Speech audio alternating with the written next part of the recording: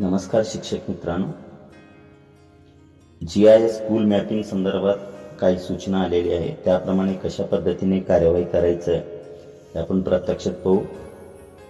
हे APK file download करण्यापूर्वी आपल्या मोबाईलमधलं प्ले स्टोअरचं एक सेटिंग बंद करावं लागेल, प्ले प्रोटेक्शन सेटिंग म्हणून.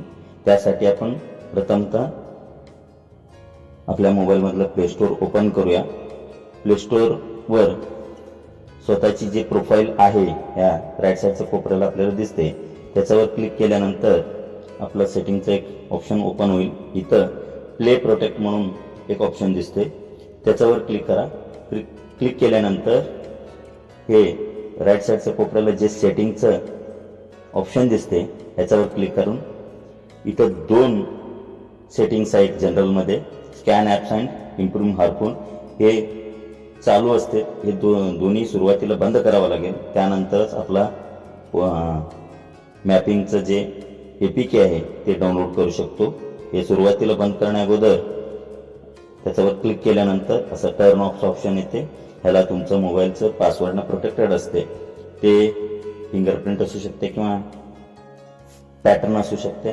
अशा पद्धतीने त्याला अलाउ करून हे दोन्ही जनरल सेटिंगचे ऑप्शन्स आहेत हे बंद होईल. हे बंद केल्यानंतर आपण प्ले स्टोअरवरून बाहेर यायचं. आता आपला ग्रुपवर शेअर केलेले जे ॲप आहे ते ॲप आपण इन्स्टॉल करायचं आहे. हे जे महास्कूल IGIS म्हणून APK दिलेले आहे, ऑलरेडी मी हे APK इन्स्टॉल केलेले. हे इन्स्टॉल करताना सुद्धा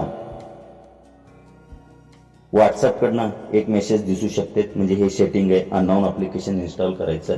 हे सेटिंगवर क्लिक केल्यानंतर आपल्याला व्हॉट्सअपचं हे लोगो दिसते, ते बंद असते, त्याला ऑन करावं लागेल.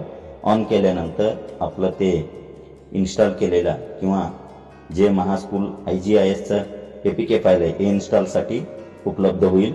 मी ऑलरेडी हे ॲप्लिकेशन इन्स्टॉल केलं म्हणून ते अपडेट विचारत आहे. तुम्हाला हे इन्स्टॉल म्हणून पहिल्यांदा करत असताना इन्स्टॉल म्हणून ऑप्शन असते, फक्त तुम्ही त्याच्यावर क्लिक करून इन्स्टॉल करा. माझ्याकडे ऑलरेडी इन्स्टॉल असल्याने मी डायरेक्ट ते ॲप ओपन करतो. हे बघा, महास्कूलचं IGISचं ॲप ओपन झालेले आहे. ह्या ॲपच्या माध्यमाने आपण बाकी सर्व फोटो अपलोड करायचे. सुरुवातीला हे काही परमिशन विचारते, हे ॲप्लिकेशनचं परमिशन आपण ॲक्सेप्ट करावं लागेल.